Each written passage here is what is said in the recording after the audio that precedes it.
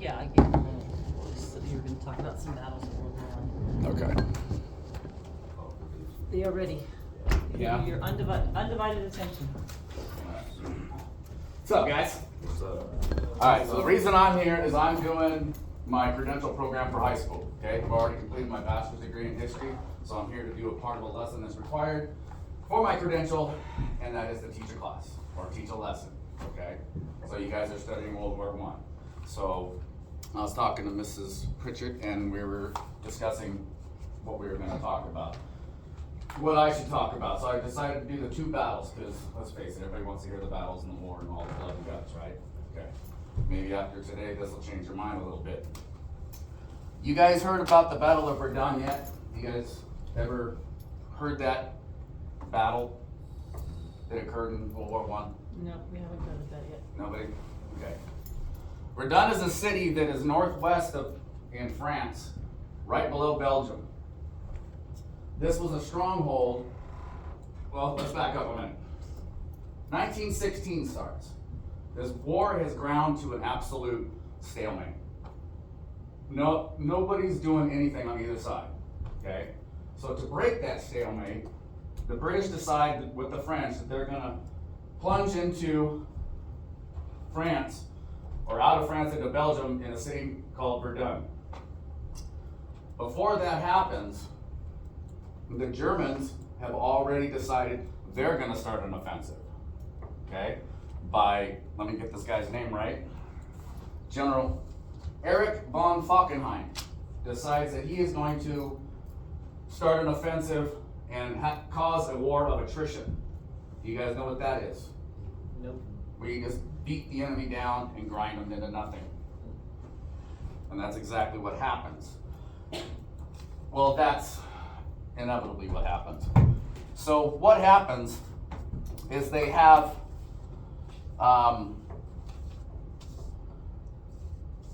give me a second here. Before this battle happens, they had 1,200 German guns. And I'm not talking just handguns and stuff, I'm talking cannons. Things that can fire projectiles from 25 miles away. Okay? They had 2 million shells are fired in a matter of, what was it? In one day they had 2 million shells fired in one day. Those 1,200 guns had an 8-mile area zoned in. So just think of that. 2 million shells are hitting 8 miles. You guys know how far 8 miles is? Approximately? Okay, try to hide in that.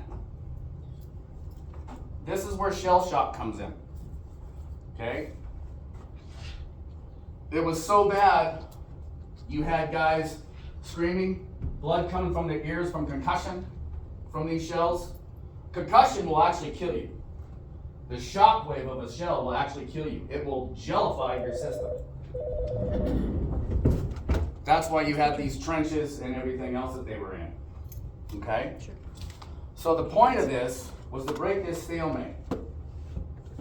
It was so loud that you could hear it from 95 miles away.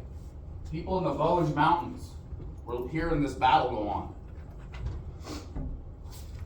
It actually comes to a stalemate.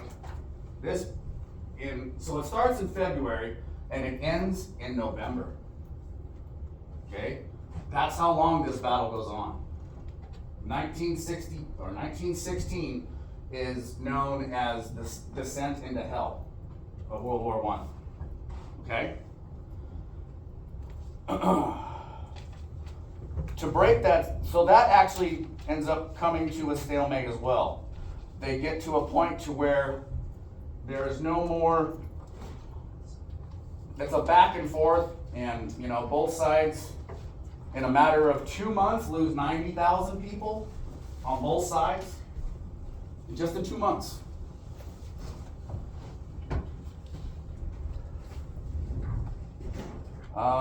You had, there's all kinds of stuff that I wrote here, but so what they did is they tried to change, the Germans tried to change their whole battle attack in the middle of the battle, which is very difficult to do because their plan basically unraveled. Okay, so now these areas that they were starting to take back, well, that they started to gain, are being taken back by the French. Because now the French is getting an offensive, they're getting more troops moved in, they're getting support, and they're starting to push the Germans out. The battle actually finally ends in December of 1916. At the end of this battle, there were 700,000 casualties, with 300,000 dead, and 9 towns completely destroyed. Before that battle ended, there was another battle that occurred because of that one. And it's called the Battle of the Somme, S-O-M-M-E. The Somme is a river that is in France. The British started another offensive to pull the stalemate out of there to that front. And then on the other side of Germany, the Russians were starting another front. So you had 2 sides. Because of this, the Germans had to separate their troops and pull some from over here to defend this, and pull some from over here to defend this, so they're stretched thin. This battle is actually not as long, but more deadly and more bloody. It is known as July 1st is known of July 1st of 1916 is the single bloodiest day in English history. England. In one day, you had 57,000 people killed. In one day. That's more than everybody is an entire Marietta School District, kid-wise. There's 23,000 kids in that school district. Wipe those people out, and that's still not enough.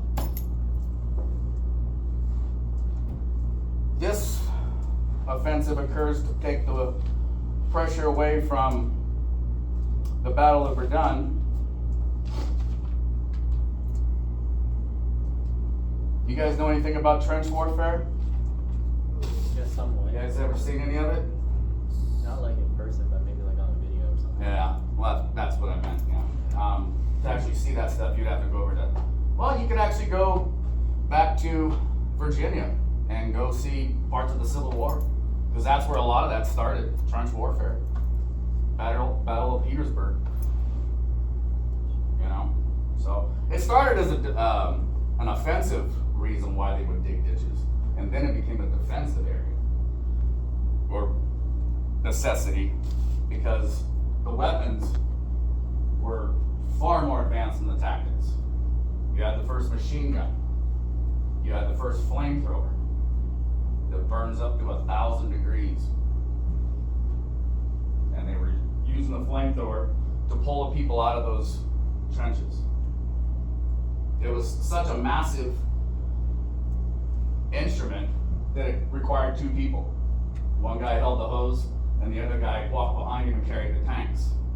They weighed up to 80 pounds. Plus, they had 2 riflemen with them to keep from getting shot at. Because a bullet hits those tanks, you can imagine what happens. So,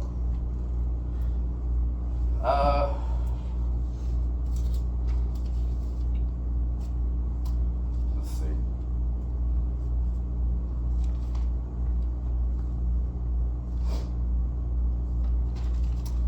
I'll just kind of, you guys ever heard of No Man's Land? That, okay, that was originated in World War I. You have trenches on this side, you have trenches on this side, and everything in the middle is no man's land. You get caught out there, you're gone. They have that whole area on both sides zeroed in. Machine guns. There is barbed wire, firing line, reserve line, support line.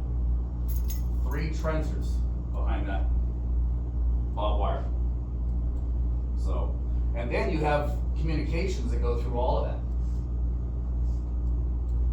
So they can communicate with each other, not each other's side. I mean, the shells and everything, that whole area, there was a guy that fought in the Battle of the Somme that was wounded out in that no man's land, laid out there for 30 hours before anybody could get to him. And then you gotta take the weather into account. So now it's cold when this battle is fought. It's in February, when Verdun is fought. By the time it gets to July, all that snow is melted. Now you got mud and water, and you can't move anything, can't move any trenches or any equipment. People are buried because of the weather. They find them after the snowfall, defrosts. There was one guy in a company, let me get this right, that fought at the Battle of the Somme. And he wrote that out of 820 men of the 22nd Manchesters, 472 were killed, wounded, or missing. He was part of a smaller company of that unit that came out for roll call the next day. And out of 1,000 men, there was 27 of them left. So, gives you guys kind of an idea of what went on in terms of the cost of human life. Some of these areas right now are still inhabitable or uninhabitable because of the shells that are still in the ground. They're still digging up ordnance. They find 40 tons of ordnance still buried in the hills of France, left over from World War I. That's not to mention all the ones that happened in World War II that are probably still buried. You know, and these things are alive.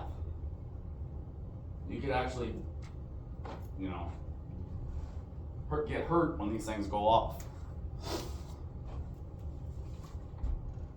So at the end of the Battle of the Somme, you had 1.3 million casualties from July 1st until November 12th.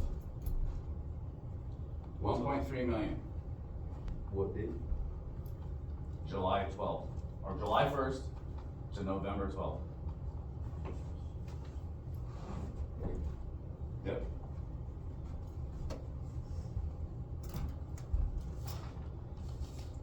So just to kind of, you know, give you a little bit of overview of those battles, and, you know, just to give you an indication of what this, you know, sometimes you might find World War I being boring, World War I being, you know, why do I need to learn this?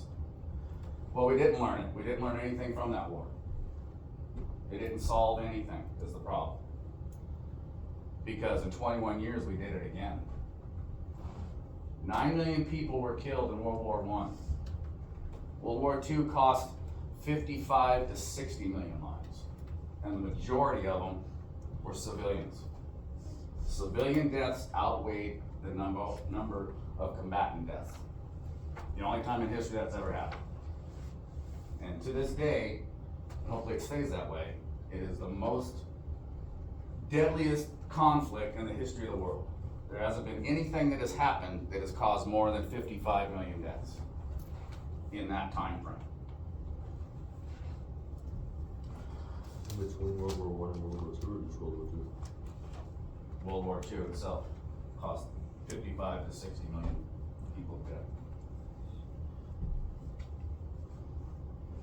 And an actual whole race almost completely obliterated from Europe because of the things that were left up in the air in World War I. The League of Nations, if that would have been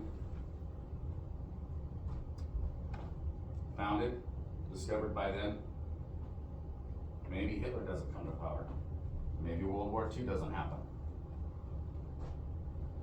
But after the war, these countries end up blaming each other. And the biggest one that gets the blame is Germany. The whole landscape of Europe actually changes after World War I. Czechoslovakia, Yugoslavia, Poland, Hungary, these all become states. States, I mean countries. This was not, it was all part of the Ottoman Empire. the Austrian-Hungary Empire. Austria becomes a country. So, just to kind of wrap up a little bit. There's a bunch of stuff on here that I wanted to talk about that, I mean, I can go on a rabbit hole for this.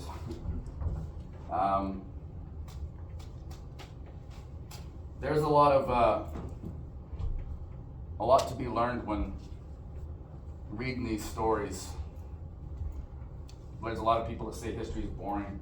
To me, I don't understand that, because history, all it is a bunch of stories. It's a bunch of tragic stories and horrible stories about dominance and conquest. But it's no different than reading a book about something or watching a movie about something. But not only that, but history is important because it shows that we didn't learn after this war was over and after this battle was fought. This battle was fought. Didn't learn from there, so let's try it again here. And millions of people are dying because of it. After this war, you had the home front part in Europe with women and children starving because they have nothing to eat.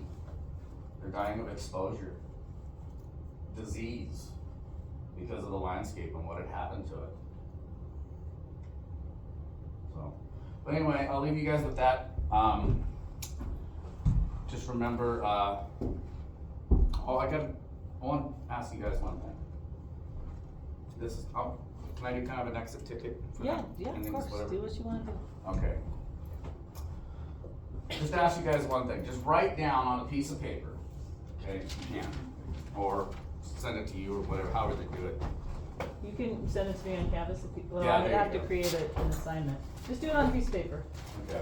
Just like 2 or 3 sentences of something that you learned new today that you didn't know.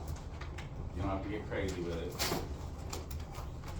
I mean, you can even write down that you learned that your custodian is going to college. I'm trying to be a history teacher. I mean, my custodian, resident DJ, I might as well teach. He does it all. Right. Anyway, if you guys could do that for me, that'd be greatly appreciated. And thanks for letting me chew you guys' ear for a little bit here. And Thank to you. Miss Pritchard, let me monopolize your room for a minute. Not a problem. You're welcome. Thank you.